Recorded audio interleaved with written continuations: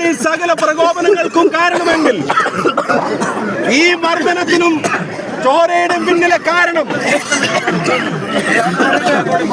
നിങ്ങളുടെ സ്വർണ്ണക്കടത്ത് ഒളിച്ചു വെക്കാനുള്ള മറച്ചു വെക്കാനുള്ള വ്യാമോഹമാണെങ്കിൽ രണ്ടിനും മറുപടി പറയാൻ ആഗ്രഹിക്കുന്നു. ഒന്ന്, ഇതിലും വലിയ പരാജയം പേരാമ്പ്രയിൽ നിങ്ങൾക്കുണ്ടായിരിക്കുമെന്ന് പറയാൻ ആഗ്രഹിക്കുന്നു. രണ്ട്, എന്തിനെ കൊണ്ട് വാർത്ത മറച്ചാലും ഈ സ്വർണം കേട്ടവരെ ജനങ്ങളുടെ മുമ്പിൽ തുറന്നു കാണിക്കുക തന്നെ ചെയ്യും എന്നും പറയാൻ ആഗ്രഹിക്കുന്നു. മൂന്ന്, പോലീസിനോട് ശമ്പളം പാർട്ടി ഓഫീസിൽ നിന്നല്ല, ആ ഓർമ്മ വേണം. ഇപ്പൊ ചെയ്ത പണിക്കുള്ള മറുപടി അത് ഞങ്ങൾ നൽകുന്നതായിരിക്കും. എല്ലാവരും പിരിഞ്ഞു പോകേണ്ടതാണ്.